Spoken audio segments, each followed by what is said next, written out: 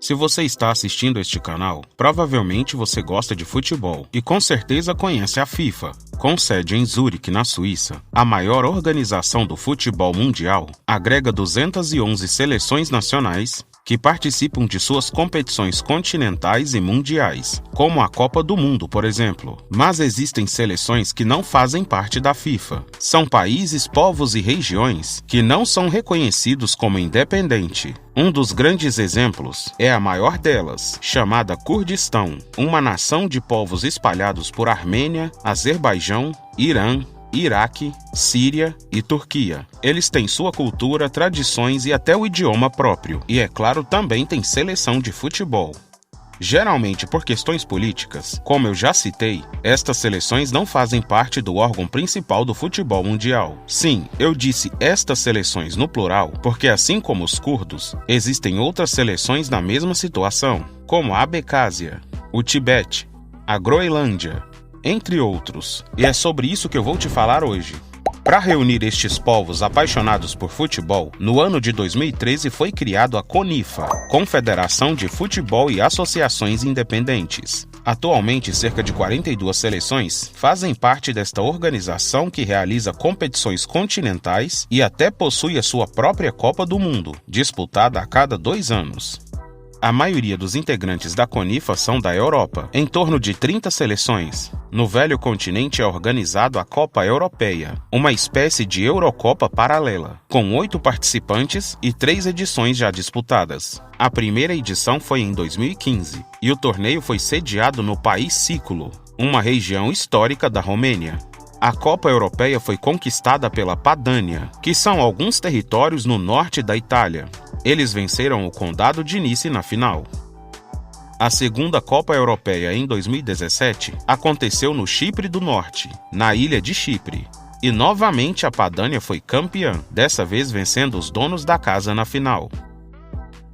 Em 2019, a terceira e até então última edição foi disputada em Artsakh, região separatista entre Armênia, Geórgia e Azerbaijão. O campeão foi a Ossétia do Sul.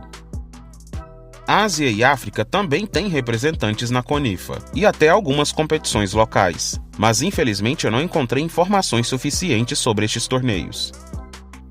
E apesar de problemas com autonomia e minorias separatistas não terem tanta força aqui na América do Sul, a CONIFA também tem os seus integrantes nesta região. Por aqui, povos como os Mapuche, nativos que vivem entre o Chile e a Argentina, fazem parte da organização. Existem também os Aimarás, indígenas presentes no Peru, Bolívia, Argentina e Chile. Outro integrante é a Ilha de Páscoa, pequeno pedaço de terra bem distante da costa chilena. Com 4 integrantes, em 2022 a primeira edição da Copa América CONIFA aconteceu no Chile, na cidade de Linares. E quem ficou com o título aqui no nosso continente foi Maulisur, uma seleção que representou os povos de uma grande região do centro do Chile. Uma curiosidade é que neste torneio sul-americano, a seleção paulista iria participar. Isso mesmo, a seleção do estado de São Paulo, porém eles não chegaram a jogar o torneio. Mas com certeza o maior torneio da CONIFA é a sua Copa do Mundo, que assim como a Copa Europeia, também já teve 3 edições. A primeira foi em 2014, com sede na Lapônia, região ao norte da Escandinávia, que reúne os povos nativos lapões.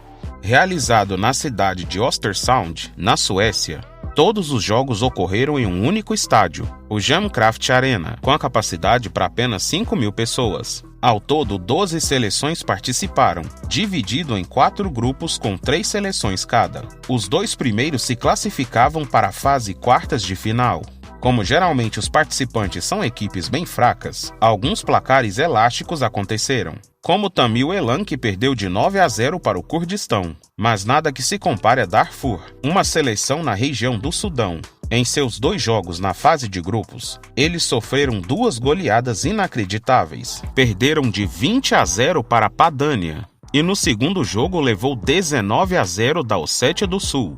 Após 28 jogos, a grande final foi entre Elan Vanin, da ilha de Men, que fica bem no meio das ilhas do Reino Unido, contra o Condado de Nice, região francesa na divisa com a Itália. E quem ficou com o primeiro título do torneio foi o Condado de Nice, ao vencer nos pênaltis. Em 2016, a segunda edição desta Copa do Mundo ocorreu na região da Abecásia, território com governo próprio que fica dentro da Geórgia. Disputado nos mesmos moldes da primeira edição, 4 grupos, 3 seleções cada e os 2 primeiros se classificando para as quartas de final. Desta vez, 2 estádios receberam os jogos: o Estádio Dinamo e o Estádio Daur Akveladiani.